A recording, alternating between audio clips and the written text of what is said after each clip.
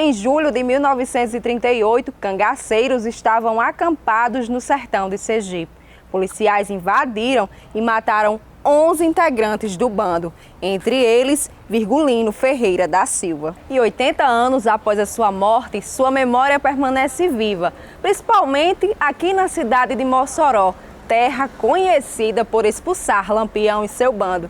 Mas se essa invasão fosse nos dias de hoje, a gente vai ver como esse povo valente reagiria. A terra do sal, do sol e da liberdade tem também uma história de resistência e valentia.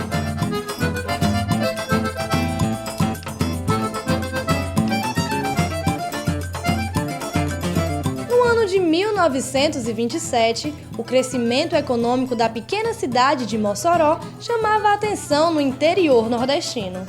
Era uma cidade muito próspera aqui de comércio, né, de indústria, já tinha até Banco do Brasil. Aqui em Mossoró, que foi um dos primeiros bancos, agência a ser instalado no interior do Rio Grande do Norte. Isso mostra como era grande aqui o movimento na cidade. Isso teria despertado a cobiça desses cangaceiros, né? Mas Lampião, por não conhecer, ficou sempre resistindo e teve aquela história de Macilon, que disse, olha, se o coronel não foi, eu vou sozinho. Isso feriu o brio do que já era conhecido na época como Rei de Cangaço. Naquela época, o comércio de sal já era o maior do país. A população chegava a 20 mil habitantes. E atacar uma cidade com mais de 20 mil habitantes para cangaceiro não era uma coisa comum. Então eles levaram um tempo longo se programando, conseguindo armas e munição. Enquanto isso, chegavam os boatos aqui para a cidade, que os cangaceiros estavam se preparando para atacar Mossoró. E teve tempo também, a coisa que outras cidades não tiveram, essa chance de se preparar para receber esse bando de cangaceiros, né? Lampião, na realidade eu digo que Lampião foi envolvido numa situação que ele não pretendia. Por quê? Porque ele dizia, quando ele foi convidado para esse ataque, ele dizia que não conhecia ninguém no Rio Grande do Norte, ele não tinha inimigo, mas também não tinha ninguém que desse apoio para ele aqui. E a gente sabe que o cangaço sobreviveu às custas do apoio que ele tinha dos fazendeiros, né? Dos coiteiros. Mas aqui no Rio Grande do Norte não tinha ninguém que desse esse apoio a ele. Protegida por 4 torres das igrejas espalhadas pela cidade e pela padroeira Santa Luzia, Mossoró não escapou da invasão dos cangaceiros e do mais temido deles, Virgulino Ferreira, o Lampião. Ele cobrou do prefeito Rodolfo Fernandes a quantia de 400 contos de réis, o que equivale hoje a 20 mil reais. Para que o bando não invadisse a cidade. O prefeito negou o pedido, alegando não ter dinheiro, e preparou a população para resistir ao ataque. Como a cidade reagiu, mostra um lado positivo. Por exemplo, a capacidade de organização da população, a liderança do prefeito, a participação da igreja, através do Padre Mota. Isso demonstra que as autoridades locais se comprometeram, né, em garantir a segurança da cidade. E para hoje nós temos a memória. É importante para uma cidade você olhar para o passado e saber que sua cidade entrou para a história como sendo uma das cidades que combateu o bando de cangaceiros. O prefeito ele teve uma grande sacada quando ele começou a entender que era possível haver esse ataque. Ele determinou às pessoas da cidade, quem não tivesse condição de se defender, que deixasse a cidade. E disponibilizaram todos os trens aqui da rede ferroviária para levar as famílias para o litoral, lá para a Areia Branca, porque lá estavam mais protegidos, né? De modo que quando os cangaceiros chegaram, não tinha ninguém nas casas, praticamente quem tinha aqui na cidade é quem estava pronto aí, com arma na mão para se defender. Foi nessa estrada de ferro que mulheres, idosos e crianças embarcaram em um trem para a estação de Porto Franco, lá em Areia Branca. Mas foi também aqui, nesses trilhos que hoje estão enferrujados, que o bando de Lampião colocou os pés pela primeira vez em Mossoró.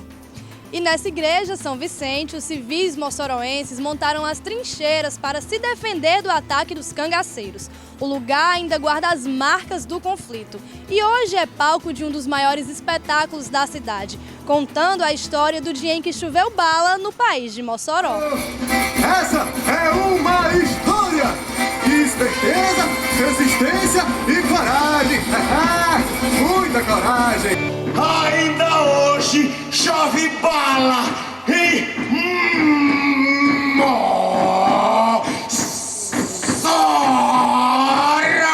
eles não vão esquecer da gente tão cedo. É nuvem de sangue e suor, chovendo no país de Mossoró.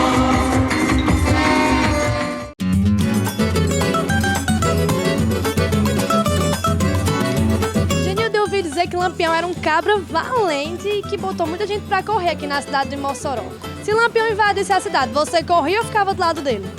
Eu ficava só olhando mesmo. Eu me juntava com o lado do prefeito e colocava tudo em pra correr mesmo. Eu ficava com medo. Eu lutar contra ele também, ia deixar um levar as coisas dele. Mas você tem coragem mesmo, porque disseram que ele era valente, viu? Ele já matou um bocado de gente. Realmente ele era um cara muito perigoso, né? Assombrou muita gente aqui em Mossoró, ele. Um homem é feito pra outro. Mas se Lampião chegasse aqui agora, você fazia o quê? Eu matava ele. Vou correr, prefiro correr. Eu acho que foi algo muito triste, né, que aconteceu aqui na região. Se bandido aparecesse aqui agora, qual seria a reação de vocês? Olha, pelo que eu tenho acompanhado as histórias aqui, não seria muito bom permanecer na presença de Lampião, né?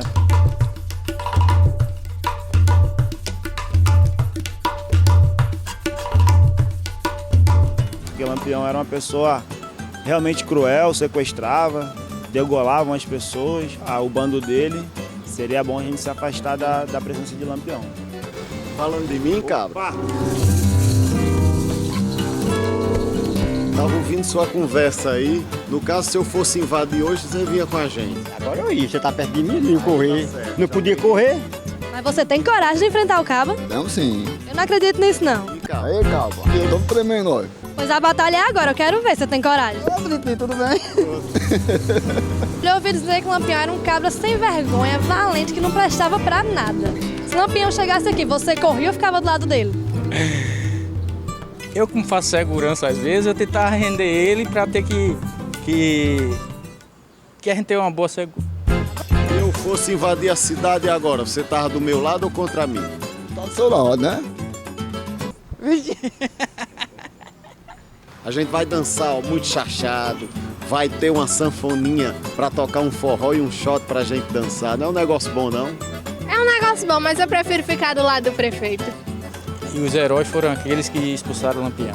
Cadê a coragem todinha que tinha? Embora ele tá tremendo eu tô agora, diga aí com uma dessa. Já tá que o bicho é grandão mesmo, né, velho? Valeu.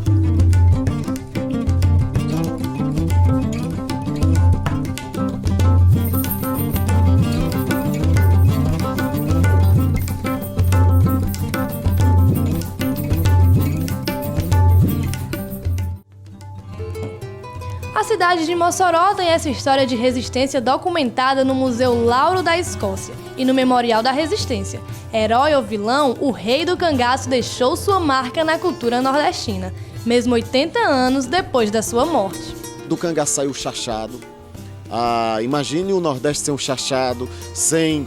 Claro, a literatura de cordel já existia, mas ela foi muito mais fortalecida porque as notícias da época, como existiam poucos jornais, eram dadas, as pessoas ficavam sabendo dos feitos de Lampião e seu bando através da literatura de cordel, através da poesia, por isso que tem muito mito, né, que o poeta ele tem uma licença poética e floreava, né, e contava, às vezes até coisas que não existiam, mas coisas que viraram mito, né?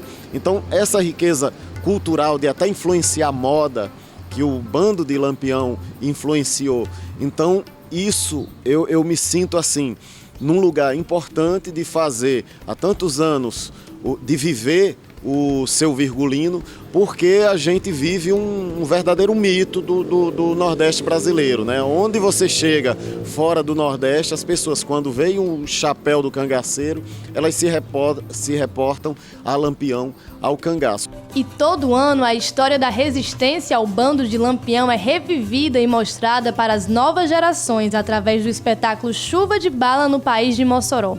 A apresentação acontece durante os festejos juninos moçoroenses. A cidade ela tem um costume de manter viva essa sua história, né? E não só nesse caso do cangaço, mas vários fatos da história de Mossoró é representada anualmente aqui para mostrar às novas gerações esses feitos do passado.